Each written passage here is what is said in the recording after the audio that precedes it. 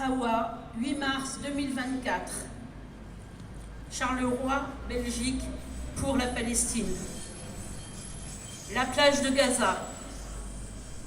C'était là que les familles allaient se divertir, que les amants allaient approfondir leurs liens, que les amis s'asseyaient dans le sable et se confiaient l'une à l'autre.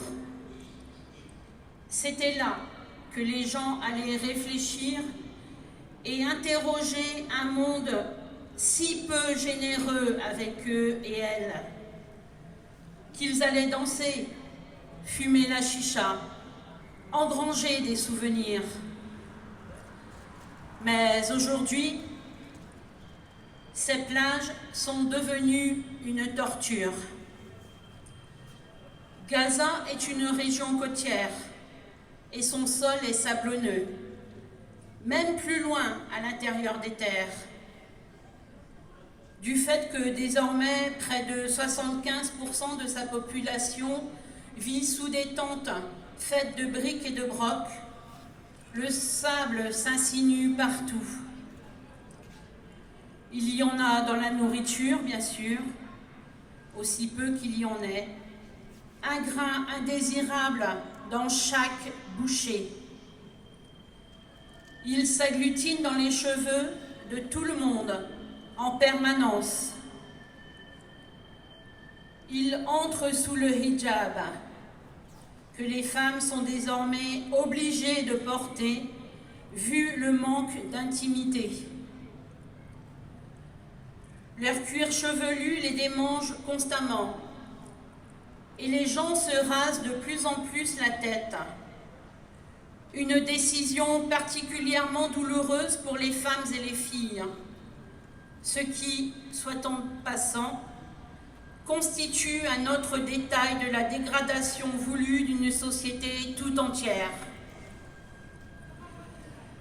Les plus chanceuses et chanceux qui ont accès à de l'eau propre peuvent bénéficier de quelques heures de répit avant que la présence envahissante du sable ne s'impose de nouveau. Partout où il y a du sable, on trouve de minuscules crabes des sables.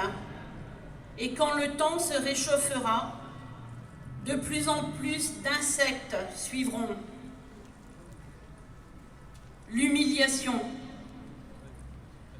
Les détails d'une société ancienne, réduite à ses ambitions premières les plus élémentaires, sont douloureux à voir. Une amie qui vivait dans un joli appartement de type maison intelligente, avec des équipements modernes, et qui enseignait à l'école primaire tout en gérant des programmes récréatifs d'après-cours pour enfants, structure désormais ses journées autour de 2 horribles visites à des toilettes extérieures que se partagent des centaines de personnes. Il s'agit d'un trou putride dans le sol, surmonté d'un seau qui entaille la peau. Elle ne sait pas où cela débouche, mais il n'y a pas de chasse, bien sûr, dit-elle. Très tôt le matin, c'est la meilleure heure pour y aller, parce que la file est plus courte. Elle fait très attention lorsqu'elle mange ou qu'elle boit, de peur de devoir y aller à une mauvaise heure. Sa fille de 6 ans apprend à se retenir le plus longtemps possible. Son fils aîné peut accompagner son père à son travail, où il y a des toilettes qui marchent, mais tout ce qu'il ressent quand il se soulage, c'est de la culpabilité, me dit sa mère. Je n'arrête pas de penser que je vais m'éveiller un jour et comprendre que tout ceci n'était qu'un mauvais rêve, dit-elle. L'horrible piste.